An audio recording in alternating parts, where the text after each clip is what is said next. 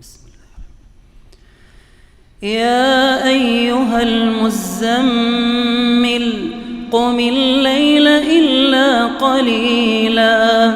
نصفه أو انقص منه قليلا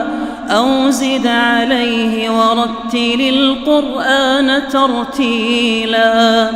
إنا سنلقي عليك قولا ثقيلا إن ناشئة الليل هي أشد وطئا وأقوم قيلا إن لك في النهار سبحا طويلا واذكر اسم ربك وتبتل إليه تبتيلا رب المشرق والمغرب لا إله إلا هو فاتخذه وكيلا واصبر على ما يقولون واهجرهم هجرا جميلا وذرني والمكذبين أولي النعمة ومهلهم قليلا إن لدينا أنكالا وجحيما وطعاما ذا غصة وعذابا أليما يوم ترجف الأرض والجبال وكانت الجبال كثيبا مهيلا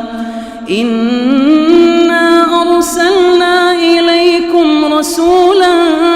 شاهدا عليكم كما أرسلنا إلى فرعون رسولا فعصى فرعون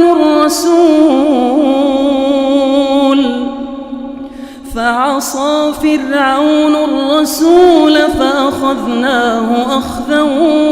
وبيلا فكيف تتقون إن كفرتم يوما يجعل الولدان شيبا السماء منفطر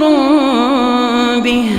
كان وعده مفعولا إن هذه تذكرة فمن شاء اتخذ إلى ربه سبيلا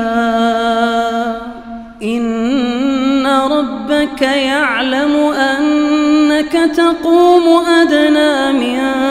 ثلثي الليل ونصفه وثلثه وطائفة من الذين معك والله يقدر الليل والنهار علم أن لن تحصوه فتاب عليكم فاقرؤوا ما تيسر من القرآن علم أن سيكون منكم مرضى وآخرون يضربون في الأرض يبتغون من فضل الله وآخرون يقاتلون في سبيل الله فاقرؤوا ما تيسر منه وأقيموا الصلاة وآتوا الزكاة وأقرضوا الله قرضا حسنا وما تقدموا لأنفسكم من خير تجدوه عند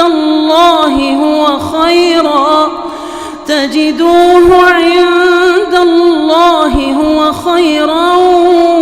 وأعظم أجرا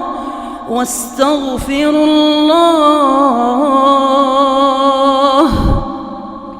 إن الله غفور رحيم.